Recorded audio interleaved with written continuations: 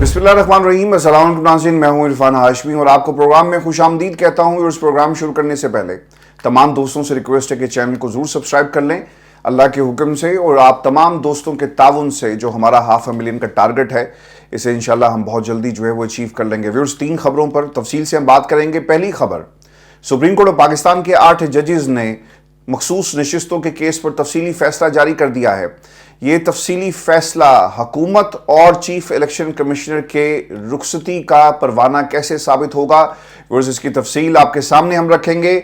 और फिर फौज में एक बड़ी तब्दीली, ये कौन सी तब्दीली हुई है, और इलेक्शन कमीशन और chief justice of Pakistan justice काजी फायद ईसा के लिए इमरान खान ने जेल से क्या वार्निंग जारी की। व्यूअर्स, इसकी तफसील भी शामिल करेंगे आज के इस प्रोग्राम में। लेकिन व्यूअर्स, सबसे पहले मैं आपको ये बताऊं कि मखसूस नशिस्तों के केस पर तफसीली फैसले का कौम को शिद्दत से इंतजार था। 8 जजेस ने अपने मुख्तसर फैसले में पाकिस्तान तहरीक इंसाफ को ना सिर्फ एक सियासी जमात डिक्लेयर किया, बल्कि मखसूस नशिस्तें तहरीक इंसाफ को देने का फैसला किया। लेकिन दूसरी तरफ हुकूमत ने एक और फैसला किया और इन 8 जजेस की ना सिर्फ किरदार कुशी की गई, बल्कि आईनी पैकेज लाने से लेकर ऑर्डिनेंस तक हर वो हरबा इस्तेमाल इस वक्त हुकूमत कर रही है कि किसी तरह इस फैसले को रिवर्स किया जा सके, काजी साहब के इक्तदार को तूल दी जा सके, उनको मजबूत किया जाए और जस्टिस मंसूर को चीफ जस्टिस ऑफ पाकिस्तान बनने से रोका जाए। व्यूअर्स, ये अब होगा या नहीं होगा, ये डिपेंड करता है पाकिस्तान के अंदर नंबर गेम इस वक्त क्या कह रही है। लेकिन आज जो तफसीली फैसला आया जिसे जस्टिस मंसूर अली शाह साहब ने लिखा, इसमें अब एक बात तय हो गई कि सुप्रीम कोर्ट ऑफ पाकिस्तान में आने वाले दिनों के अंदर हमें एक डिवाइडेड कोर्ट नज़र आ रही है, और 8 जजेस एक तरफ होंगे और दूसरी तरफ काजी साहब का वो कबीला जिसे हुकूमत ने सुप्रीम कोर्ट ऑफ पाकिस्तान में मुसल्लत किया है। Chief justice in waiting justice Mansoor Ali Shah ने यह तफसीली फैसला तहरीर किया जो 70 सफ़हात पर मुश्तमिल है। आपने हुकूमत की तरफ से मुसलसल ये तनकीद देखी कि तहरीक इंसाफ इसके अंदर दरखास्त गुजार नहीं है, तो लिहाजा आप उन्हें किस बुनियाद के ऊपर ये तमाम सीट जो है मखसूस दे रहे हैं, इसका मुकम्मल तौर पे अहाता किया गया है, एड्रेस किया गया है इस तफसीली फैसले में। और सबसे ज़्यादा ज़ेर बहस जो सवाल था, इसका जवाब दिया गया कि दरखास्त में इस्तदा ही नहीं की गई और वो रिलीफ एक जमात को दे दिया जाता है। इसका जवाब जो लिखा गया कि पेशावर हाई कोर्ट के पास आर्टिकल 199 में वो इख्तियार मौजूद नहीं जो सुप्रीम कोर्ट के पास मुकम्मल इंसाफ करने के लिए आर्टिकल 187 में है। इलेक्शन कमीशन के पास आर्टिकल 218(3) में इख्तियार था कि इलेक्शन साफ और शफाफ हो, यानी ये उनका प्रेरोगेटिव है और उन्होंने इलेक्शन को साफ और शफाफ बनाने के लिए हर मुमकिन किरदार अदा करना है। पेशावर हाई कोर्ट इख्तियार ना होने के बायस पाकिस्तान तहरीक इंसाफ की दरखास्त ना होते हुए साफ शफाफ इंतखाबात पर मुकम्मल इंसाफ का वो फैसला नहीं कर सकती थी जो सुप्रीम कोर्ट या इलेक्शन कमीशन कर सकते थे। पेशावर हाई कोर्ट जो कर सकती थी इसमें नाकाम हुई, वो ये है कि इलेक्शन कमीशन को मामला दोबारा फैसला करने के लिए रिमांड बैक किया जाता। पेशावर हाई कोर्ट ये कह सकता था अपने फैसले में कि आपने आईनी तकाजे पूरे नहीं किए, और आर्टिकल जिसका हवाला सुप्रीम कोर्ट ऑफ पाकिस्तान दे रही है उसका हवाला दिया जाता और फैसले को दोबारा इलेक्शन कमीशन को भेज दिया जाता और कहा जाता कि आप इसको दोबारा नजरसानी करें, देखें और इसके ऊपर फैसला सुनाएं। लेकिन पेशावर हाई कोर्ट ने ऐसा नहीं किया। पाकिस्तान तहरीक इंसाफ तो केस में फरीक ही नहीं थी। इस बात का जवाब भी सुप्रीम कोर्ट ने अपने तफसीली फैसले में कैसे दिया कि पीटीआई की फरीक बनने की दरखास्त मंजूर नहीं हुई थी, मगर सुप्रीम कोर्ट इस मामले में तकनीकी रुकावटों की मोहताज नहीं। मुकम्मल इंसाफ के लिए पाकिस्तान तहरीक इंसाफ को रिलीफ देना जरूरी था। फैसले में लिखा गया कि इलेक्शन में बड़ा स्टेक, यानी जो सबसे ज्यादा जो हिस्सा है और जो सबसे ज्यादा इसके अंदर पार्टी जिनको बनाया जा सकता है वो पाकिस्तान की आवाम है। अवामी मैंडेट की बात हो रही थी। इलेक्शन पाकिस्तान की आवाम से रिलेटेड है, ये किसी फर्द वाहिद का इलेक्शन नहीं था। फर्द वाहिद कंट्रोल तो करते रहे इस मुल्क के अंदर व्यूअर्स, लेकिन अवाम को आप इस पूरे प्रोसेस से अलग नहीं कर सकते। आपको याद होगा मैं मुसलसल ये कह रहा था कि हुकूमत उठती है और चली जाती है और कहती है कि जनाब देखें हमारे हकूक जो है वो मुतासिर हुए, ये मखसूस नशिस्तों पे हक हमारा है, हमें दिया जाए। लेकिन हुकूमत अपनी नुमाइंदगी अटॉर्नी जनरल के जरिए करती है, लेकिन पाकिस्तान की जो नुमाइंदगी है, आवाम की नुमाइंदगी, वो कौन कर रहा था अदालत के अंदर? मासवाए इन जमातों के कोई और मौजूद नहीं है। तो लिहाजा सुप्रीम कोर्ट मफाद आमा और अवामी मैंडेट को सामने रखकर उन्होंने ये फैसला किया। इंतखाबी तनाज़ा बुनियादी तौर पर दीगर सिविल तनाज़ात से मुख्तलिफ होता है। सुप्रीम कोर्ट ये भी लिखती है कि समझने की बहुत कोशिश की हमने कि सियासी जमातों के निज़ाम पर مبنی پارلیمانی جمہوریت میں اتنے آزاد امیدوار کیسے کامیاب ہو سکتے ہیں؟ اس سوال کا کوئی تسلی بخش جواب نہیں دیا گیا۔ سپریم کورٹ مسلسل پوچھتی رہی کہ اتنی بڑی اگر اب پارلیمان بنانے جا رہے ہیں اور اس میں سارے کے سارے لوگ آزاد ہوں گے تو پھر کس طرح کسی کو ایک پلیٹ فارم کے اوپر اکٹھا کیا جائے، یعنی سوچ اور عوامی امنگوں کے مطابق فیصلے کیسے ہوں گے؟ ایک جماعت کو ووٹ ملتا ہے کسی ایجنڈے کے اوپر، اور وہ ایجنڈا تھا پاکستان تحریک انصاف کے پاس۔ اگر اس ایجنڈے سے آپ انحراف کرتے ہیں اور آزاد امیدواروں کو ڈکلیئر کر دیا جاتا ہے تو وہ پھر کس پارٹی کا حصہ ہوں گے؟ یعنی بغیر کسی ایجنڈے کے ایک پارلیمان آپ نے کھڑی کر دی۔ اس کا بھی تسلی بخش جواب نہیں دیا گیا۔ سپریم کورٹ نے اپنے فیصلے میں یہ بھی لکھا، پی ٹی آئی کا یہ دعویٰ کہ آزاد امیدوار بھی پاکستان تحریک انصاف کے امیدوار تھے، پی ٹی آئی کے مطابق ووٹرز نے ان کے پی ٹی آئی امیدوار ہونے کی وجہ سے انہیں ووٹ دیا۔ کہا گیا نا کہ کھمبے کو کھڑا کرو عمران خان، اور پھر عمران خان کے نام پر ان لوگوں کو ووٹ دیا جائے گا، اور ایسا ہی پاکستان کی عوام نے کیا۔ فیصلے میں ویورز یہ بھی لکھا گیا کہ انتخابی نشان نہ دینا سیاسی جماعت کے الیکشن لڑنے کے قانونی اور آئینی حق کو متاثر نہیں کرتا۔ تحریک انصاف قومی اسمبلی میں مخصوص نشستوں کی حقدار ہے۔ الیکشن کمیشن مخصوص نشستوں پر تحریک انصاف کے امیدواروں کو نوٹیفائی کرے۔ دو چیزوں کا جواب آ گیا۔ پہلی چیز جو مسلسل کہی جا رہی تھی نا کہ اور یہ الیکشن کمیشن نے مجرمانہ کام کیا اور ان کے اوپر آرٹیکل 6 لگنا چاہیے، کیونکہ پاکستان کی عوام کے ساتھ جو ہے یہ بغاوت ہوئی ہے۔ صرف ملک کے ساتھ بغاوت نہیں ہوتی، اس ملک کی عوام کے ساتھ بھی بغاوت کی گئی۔ کس طرح سے انہیں دھوکہ دیا گیا، دغا دیا گیا، کیونکہ بار بار یہ کنفیوژن ٹیلی ویژن پر بیٹھ کر اعلامیوں کی شکل میں چلائی جاتی رہی کہ ہم کسی بھی اس طرح کے جو نوٹیفیکیشن ہے آپ کی جماعت کو نہیں مانیں گے، ڈکلیریشن جو ہے نہیں مانیں گے، اور آپ فلاں پارٹی کے ساتھ اگر الحاق کر رہے ہیں تو اسے بھی تسلیم نہیں کیا جائے گا۔ یعنی وہاں پر کوئی شخص بیٹھا ہوا تھا جو پاکستان تحریک انصاف کی ہر موو کے اوپر نظر رکھے ہوئے تھا، اور ہر موو کو کاؤنٹر کرنے کے لیے مسلسل اعلامیے پہ اعلامیے جو وہ جاری کیے جاتے ہیں، اور الیکشن کمیشن نے ایک مجرمانہ کام کیا جس کا سپریم کورٹ آف پاکستان نے باقاعدہ طور پہ ویورز نوٹس لیا۔ فیصلے میں جو نوٹیفائی کرنے کا معاملہ ہے نا، آپ کہتے ہیں نا کہ مخصوص نشستیں ہم نہیں دیں گے، سپریم کورٹ کے 8 ججز کا فیصلہ آ گیا، اب تمہیں اس فیصلے کو ماننا پڑے گا۔ لیکن سپریم کورٹ کے فیصلے کو کون مانتا ہے جی؟ جب تک قاضی صاحب بیٹھے ہوئے ہیں جو بار بار کہتے ہیں کہ جناب دیکھیں میری اہلیہ کے ساتھ کیا سلوک کیا گیا، اس ملک کی عوام کے ساتھ کیا سلوک کیا گیا۔ قاضی کے بارے میں حامد رضا صاحب نے جو بات کہی تھی نا کہ ایک ڈھیٹ اور بے شرم جج، میں نے آپ کو بہت پہلے کہا تھا کہ قاضی صاحب وقت کے قاضی بننے چلے تھے، یہ اپنی عدالت کے بھی قاضی نہیں بن سکے۔ آج سپریم کورٹ پاکستان کے 8 ججز کا فیصلہ اس عدالت کے اوپر ایک چارج شیٹ ہے جو انہوں نے تحریر کیا، اور قاضی صاحب کو عزت کے ساتھ اب اپنے گھر جانا چاہیے، کیونکہ جو وہ محنت کر رہے ہیں جس کرسی پر بیٹھنے کے لیے، سرکار یہ وہ ماحول نہیں ہے۔ آپ کی شان کے قصیدے جو ہیں اب لوگ اپنی پریس کانفرنسز میں اور اپنے پروگرامز کے اندر مسلسل جو ہیں وہ پڑھ رہے ہیں، اس کے بعد آپ کا اس کرسی پر بیٹھنے کا کوئی حق نہیں ہے۔ فیصلے میں ویورز یہ بھی کہا گیا، آئین اور قانون کسی شہری کو انتخاب لڑنے سے نہیں روکتا۔ عوام کی خواہش اور جمہوریت کے لیے شفاف انتخابات ضروری ہیں۔ آئین عوام کو اپنا جمہوری راستہ اپنانے کا اختیار دیتا ہے۔ عوام کا ووٹ جمہوری گورننس کے لیے اہم ہے۔ ہم 8 ججز، ریٹرننگ افسران اور الیکشن کمیشن کے غیر قانونی اقدامات پر ایک دوسرے سے متفق تھے۔ پاکستان تحریک انصاف اور اس کے امیدواران نے ان کی وجہ سے بھاری نقصان اٹھایا، خاص طور پر پاکستان تحریک انصاف کو مخصوص نشستوں پر نقصان پہنچا۔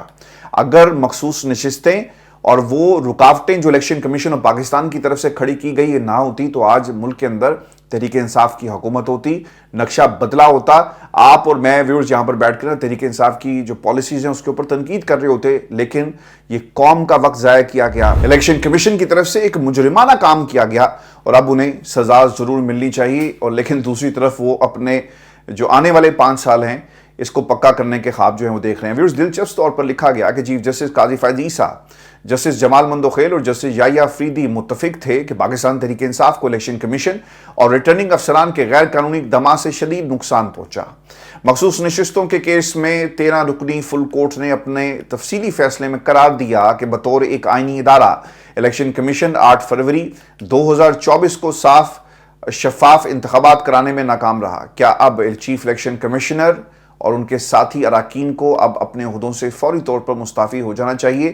اعلیٰ ترین عدالت نے ویورز الیکشن کمیشن کی نااہلی پر مہر جو ہے لگا دی ہے، اور اب اس مہر کے بعد پیچھے کچھ رہ نہیں گیا۔ فیصلے میں 8 ججز نے سپریم کورٹ کے 2 ججوں کی اپنے 12 جولائی کے فیصلے کو غیر آئینی قرار دینے کے ریمارکس کو سخت تنقید کا بھی نشانہ بنایا، اور انہوں نے لکھا کہ جسٹس امین الدین اور جسٹس نعیم اختر افغان کا عمل سپریم کورٹ کے ججز کے منصب کے منافی ہے۔ فیصلے میں لکھا گیا کہ اس طرح ساتھی ججز کے بارے میں رائے دینا سپریم کورٹ کی ساکھ کو متاثر کرنے کے مترادف ہے۔ قانونی معاملات پر جج اپنی رائے دینے کا حق رکھتا ہے۔ جس انداز میں دو ججز نے اکثریتی فیصلے کو غلط کہا، یہ نظام انصاف میں خلل ڈالنے کے مترادف ہے۔ جسٹس امین الدین اور جسٹس نعیم اختر کا عمل سپریم کورٹ کے ججز کے منافی ہے۔ بھاری دل سے ہم یہ لکھ رہے ہیں کہ دو ججز ہمارے فیصلے سے اتفاق نہیں کرتے۔ بطور بینچ ممبران قانونی طور پر ایک دوسرے کے سامنے تنقید کر سکتے ہیں، حقائق اور قانون کے مطابق یہ تنقید ہو سکتی ہے، اختلافات کر سکتے ہیں۔ جس طریقے سے ججز نے اختلاف کیا وہ سپریم کورٹ کے ججز کی تحمل اور شائستگی سے کم ہے۔ رائے دینے کے لیے وہ وجوہات بھی دیں جس سے دوسرے ججز کی رائے غلط ثابت ہو۔ دو ججز کا یہ عمل عدالتی کارروائی فراہمی انصاف پہ رکاوٹ ڈالنے کی کوشش ہے۔ اگر آپ اعتراض کر رہے ہیں نا تو ایک چیز آپ کو یاد رکھنی ہے کہ اعتراض کی وجہ بتائی جائے۔ ایسا نہیں ہو سکتا کہ اگر آپ کو جسٹس منصور کی شکل پسند نہیں ہے اور جسٹس منصور چونکہ اگلے چیف جسٹس بننے جا رہے ہیں اور ان کے جسٹس منیب اختر کی جگہ جسٹس امین الدین کو لگا دیا گیا اور جسٹس امین الدین چونکہ پہلے نہیں تھے اس کمیٹی کے اندر، تو آپ ایسے فیصلے دیں۔ آپ کا پاکستان تحریک انصاف سے بطور ایک عام پاکستانی اختلاف ہو سکتا ہے، لیکن آپ کے اور انصاف کے درمیان یہ اختلاف کبھی نہیں آنا چاہیے۔ لیکن ہم نے یہاں پر دیکھا کہ ان ججز نے اپنی کرسی اور آنے والے دنوں کے اندر جو یہ ایک گینگ تیار کرنے جا رہے تھے، اس گینگ کے جس طرح سے اس پورے معاملے کو انیشیٹ کیا جا رہا تھا، اس تناظر میں ہمیں یہ پاکستان تحریک انصاف سے بدلہ لیتے ہوئے نظر آئے۔ اب یہ جو میں نے گینگ کا لفظ استعمال کیا اس لیے چونکہ سر اب سپریم کورٹ پاکستان میں ہوگی لڑائی، اور اس لڑائی کی آج ہم نے پہلی جھلک دیکھ لی ہے، اور اس سے پہلے جو اس کا ایک سیکول تیار کیا گیا اس میں بھی آپ کو نظر آ رہا ہوگا کہ کس طرح سے ججز 8 ججز ایک طرف ہیں، قاضی صاحب ایک طرف ہیں، اور انہوں نے اپنے قبیلے کو بڑھانے کے لیے اس کمیٹی کے اندر ایک اور جج کو ڈال دیا۔ تو اب یہ کوشش میں ہوں گے کہ کسی طرح اس لڑائی کو اور ان 8 ججز کو دیوار کے ساتھ لگایا جائے، اور اس کی ایک مثال ہم نے پہلے بھی دیکھی، 3 ایڈ ہاک ججز آئے، کہا گیا جن میں سے 2 آ گئے، پھر آپ نے اور ایک اور چیز دیکھی کہ تعداد بڑھانے کے لیے کمیشن کا اجلاس بلایا جاتا ہے۔ یہ تمام کام اس لیے کیے جا رہے ہیں کہ جو پرپورشن ہے ججز کی اس کو کاؤنٹر کیا جا سکے، جو اس وقت 8 ججز کا فیصلہ آیا۔ اب 2 ججز نے 80 کامیاب امیدواروں کو ایک وارننگ بھی جاری کی۔ اس کے حوالے سے بھی سپریم کورٹ یہ لکھتی ہے کہ یہ بہت ہی پریشان کن بات ہے کہ ججز اپنی رائے دیتے ہوئے حدود سے تجاوز کر گئے۔ یہ قسم کے 2 ججز کے خلاف چارج شیٹ ہے، اور ان 2 ججز کے خلاف ریفرنس کی بنیاد بن سکتی ہے۔ دونوں ججز قاضی فیض عیسیٰ کے کافی قریب ہیں۔ ایک جج تو supreme court Pakistan practice and procedure committee میں بھی شامل ہیں۔ تو دیکھنا یہ ہوگا ویورز کہ یہ کہاں چیز جو ہے اب جا کر اس حکومت کو لے کر جائے گی، اور یہ فیصلہ اس حکومت کے لیے ماننا تو خیر دور کی بات ہے۔ انہوں نے فوری طور پہ اپنے جو ٹویٹر ہینڈلز ہیں وہاں پر یہ پیغام بھی دیا کہ ہم اس فیصلے کو منظور نہیں کرتے، اور آپ دیکھیں گے کہ اس وقت جو ہے مسلسل ایک لڑائی کی کیفیت ہے ملک کے اندر، اور یہ الیکشن ایک طرح سے کالعدم قرار دینے چاہیے۔ ان کی اب کوئی حیثیت نہیں رہی جس طرح سے پاکستان تحریک انصاف کو اور عوام کو دیوار کے ساتھ لگایا گیا۔ میں اب تحریک انصاف کا لفظ اس لیے استعمال نہیں اس پہ کر رہا کیونکہ عوام اس پورے فیصلے کے اندر آپ کو صرف عوام نظر آئے گی، جس کا مسلسل یہ ججز جو ہیں وہ آپ کو تذکرہ کرتے ہوئے انہیں فیصلے میں نظر آئیں گے۔ ورس خان صاحب نے اب قاضی صاحب پر عدم اعتماد کیا ہے، اور یہ عدم اعتماد کیسے ہوا؟ خان صاحب نے ایک تو پریکٹس اینڈ پروسیجر کمیٹی میں چیف جسٹس کے خلاف دوبارہ درخواست جو ہے وہ دے دی ہے، اور درخواست کا متن کیا ہے؟ چیف جسٹس قاضی فیض عیسیٰ پاکستان تحریک انصاف اور عمران خان کے خلاف جانبدار ہیں، ہمیشہ سے یہ ان کا رویہ رہا۔ چیف جسٹس وہ یہ کہتے ہیں کہ میرے اور پی ٹی آئی سے متعلق کسی بھی کیس کا حصہ نہ بنیں۔ چیف جسٹس فیض عیسیٰ ابھی تک اپنے خلاف دائر ریفرنس کو ذاتی حملہ تصور کرتے ہیں۔ چیف جسٹس کی اہلیہ متعدد مواقعوں پر عمران خان کے خلاف بیانات دے چکی، اور وہ آپ نے پوری ایک پلٹون دیکھی ہوگی جس میں وہ بیٹھی ہوئی ہیں خاتون، اور انہوں نے عمران خان کے خلاف زہر اگلا، وہ پوری قوم دیکھتی ہے، اور بڑی عزت و احترام کے ساتھ اس کو چلایا جاتا ہے۔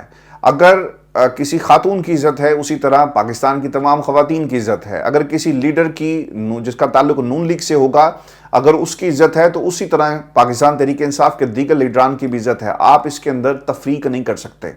Viewers practice and procedure act جس طرح سے انہوں نے تبدیلیاں اس کے اندر کی، اور عمران خان جو اس وقت آواز بلند کر رہے ہیں کہ ایک جنرل صاحب تھے، انہوں نے صحافیوں کو بلا کر کہا کہ دیکھیں یہ قاضی جو ہے نا وہ ٹھیک نہیں ہے، گواہیاں موجود ہیں نا، آپ ان گواہیوں کی بنیاد کے اوپر اس جنرل کے خلاف کارروائی کیوں نہیں کرتے؟ ان کو غصہ یہ ہے کہ جناب چونکہ عمران خان کی حکومت تھی اور اگر عمران خان نہ چاہتے تو یہ سب کچھ نہ ہوتا۔ سرکار عمران خان نے تو یہ بھی نہیں چاہا تھا کہ اس کی حکومت کو گرا دیا جائے، امریکہ سے خط آئے، اور امریکہ سے جب خط آئے گا تو پھر وہ کس طرح سے آپ اس کے ساتھ سلوک کریں گے وہ پوری قوم نے دیکھا۔ عمران خان نے تو کبھی یہ بھی نہیں چاہا تھا کہ اس ملک کے ساتھ جو سلوک کیا جا رہا ہے، جس طرح سے اس ملک کے اندر آئین اور قانون کی دھجیاں اڑائی جا رہی ہیں، عمران خان نے تو کبھی یہ بھی نہیں چاہا تھا کہ اسے 1.5 برس کے لیے آپ جیل کے اندر ڈال دیں، 9 مئی کے مقدمات آپ اس کے اوپر بنائیں۔ تو عمران خان صاحب نے تو یہ بھی نہیں چاہا تھا۔ جو چاہتے ہیں ان کی چاہت کا آپ جیسے لوگ خیال کرتے ہیں، ان کے پاؤں ہاتھ سب کچھ جو ہے مضبوط کرتے ہیں، اور آج وہ ہمارے اوپر سوار ہیں۔ قاضی صاحب نے اگر کسی سے بدلہ لینا تھا تو کسی جنرل سے پوچھتے اور بلاتے، نوٹس کرتے کہ کیوں آپ نے میرے خلاف ریفرنس دیا۔ اگر ایک ریفرنس جھوٹا ثابت ہوا تو اس کی بھی تو کوئی ریمیڈی ہوگی نا، اور جنہوں نے ریفرنس دائر کروایا ان سے بھی پوچھا جائے کہ ہاں بھائی کیا تھا میرے خلاف جو تم عدالت لے کر گئے، اور کس کے کہنے پر بلائیں حامد میر اینڈ کمپنی، جنہوں نے کہا کہ جناب ہمیں بلا کر ہی بتایا گیا کہ یہ قاضی صاحب جو ہیں وہ کس قسم کے جج ہیں۔ ویورز، سپریم کورٹ نے عمران خان کی پہلی درخواست واپس بھجوا دی تھی، آپ کو یاد ہوگا، اور اس کے ساتھ ہی آج ججز کمیٹی کا اجلاس بھی ہے۔ Supreme court practice and procedure committee کا اجلاس تقریباً شام 4 بجے یہ بلایا جائے گا، اور اجلاس کے ایجنڈے میں آرٹیکل 63A نظر ثانی درخواستوں کی سماعت کے لیے مقرر کرنا بھی شامل ہے۔ آرٹیکل 63 کی تشریح کا اکثریتی فیصلہ جسٹس منیب اختر نے تحریر کیا تھا۔ اکثریتی فیصلے میں کہا گیا تھا کہ پارٹی پالیسی کے خلاف ڈالا گیا ووٹ شمار نہیں ہوگا۔ صدارتی آرڈیننس کے بعد جسٹس امین الدین خان 3 رکنی کمیٹی کا حصہ ہیں، اور چیف جسٹس پاکستان قاضی فائز عیسیٰ اور جسٹس منصور علی شاہ بھی کمیٹی کے ممبر ہیں۔ میں نے 2 دن پہلے ہی آپ کو یہ کہا تھا جب یہ آرڈیننس آیا کہ جسٹس منصور کو کیا کرنا ہے کہ وہ اس کمیٹی میں نہ جائیں، اور جس طرح قاضی صاحب اپنی عدم دستیابی کا ایک میسج بھیجتے ہیں، آپ بھی بھیجیں کہ سر میری آج طبیعت ٹھیک نہیں، میں نہیں آ رہا، کیونکہ اگر کوئی ایک گندا کھیل کھیلے گا تو گندے کھیل کا جواب سر گندے کھیل سے ہی دیا جائے گا، اور اگر آپ اپنی عدم دستیابی ظاہر کر دیتے ہیں اور شامل نہیں ہوتے اس وقت تک جب تک قاضی صاحب اس کمیٹی کا حصہ ہیں، تو میرا خیال ہے کہ اب یہی راستہ بچا ہے۔ اس کی کہ میں آپ کو آئینی وجہ بھی بتا دیتا ہوں۔ انہوں نے جو آرڈیننس پاس کیا نا، اس میں جو آل ان آل ڈکلیئر کیا گیا ہے وہ ہے جسٹس قاضی فائز عیسیٰ۔ اب جو دوسرا ممبر ہے وہ ہیں سینئر موسٹ جج جسٹس منصور، جو اس آرڈیننس کا حصہ ہے جسے آپ تبدیل نہیں کر سکتے۔ کمیٹی اس وقت تک مکمل نہیں ہوگی جب تک 3 ججز بیٹھ کر اس پر فیصلہ نہیں کرتے، ٹھیک ہو گیا؟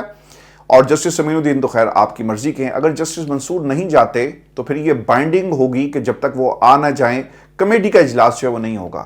تو جسٹس منصور کو اس اجلاس میں شامل نہیں ہونا چاہیے، اور اس وقت تک نہ ہو جب تک قاضی صاحب گھر نہ چلے جائیں۔ اس کا واحد حل یہ ہے، کیونکہ اس کے خلاف یہ نہیں ہو سکتا کہ کسی دوسرے جج کو بٹھا دیں جسٹس منصور کی جگہ۔ جسٹس منصور کا یہ استحقاق ہے جو آرڈیننس کے اندر ان لوگوں نے دیا، کیونکہ اگر یہ صرف جو کمیٹی بناتے اور جسٹس منصور کو بھی آؤٹ کر دیتے تو یقیناً ان کے اوپر تنقید ہونی تھی کہ جسٹس منصور کو وقت سے پہلے جو ہے وہ نکال دیا گیا، اگر یہ دوسرا ممبر بھی ان کی مرضی کا آ جاتا۔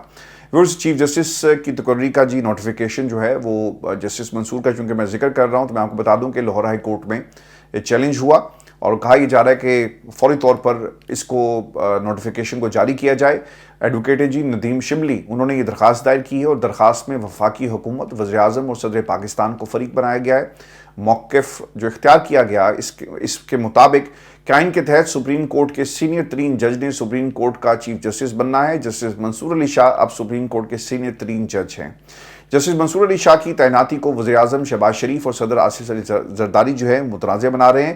نون لیگ اور پیپلز پارٹی کے پاس آئین میں ترمیم کے لیے مطلوبہ MNAs کی تعداد نہیں ہے۔ جسٹس قاضی فائز عیسیٰ کا بطور چیف جسٹس نوٹیفیکیشن ان کے حلف سے پہلے جاری ہو گیا تھا، اور استدعا یہ بھی کی گئی ہائی کورٹ حکومت کو جسٹس منصور علی شاہ کی بطور چیف جسٹس تقرری کا نوٹیفیکیشن جاری کرنے کا حکم دے۔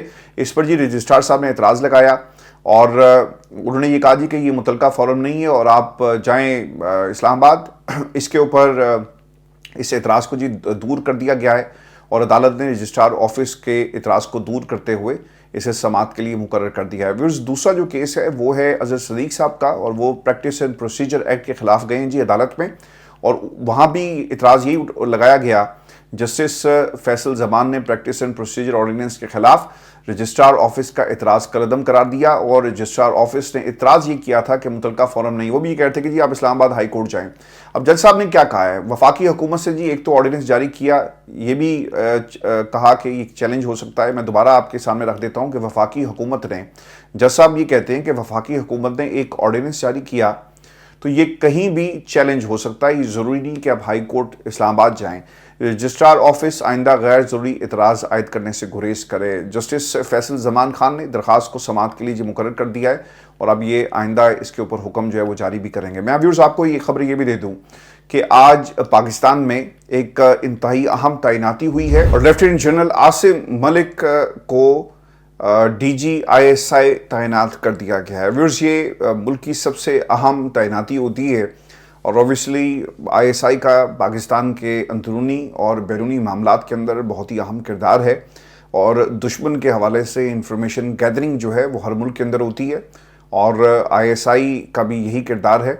अब ISI क्या किरदार अदा करती है obviously with in the country, ये बहुत ही इंपॉर्टेंट है और लेफ्टिनेंट जनरल आसिम मलिक की ये तैनाती ऐसे वक्त में हुई जब खान साहब जेल के अंदर हैं और इसके साथ साथ प्रैक्टिस एंड प्रोसीजर ऑर्डिनेंस आता है, फिर आईनी पैकेज लाने की तैयारी की जा रही है और फिर इस हुकूमत की कारकर्दगी के ऊपर इंतहाई संजीदा सवालात जो हैं वो उठाए जा रहे हैं और ख़ास तौर पे जो हमारे बॉर्डर्स हैं वहाँ पर दहशतगर्दी इस वक्त मुल्क के अंदर किस तरह इन्फिल्ट्रेट हो रही है वो पूरी कौम के सामने है। हमारी अफवाज जो हैं वो लड़ रही हैं, तो DGISI और ख़ास तौर पे ऐसे वक्त में जब अफ़गानिस्तान से दहशतगर्द यहाँ पर हमला करते हैं, इस तैनाती को बहुत ही इम्पोर्टेंस जो है इस तनाजुर में हमें देखना होगा। ये बहुत ही इम्पोर्टेंट तैनाती है।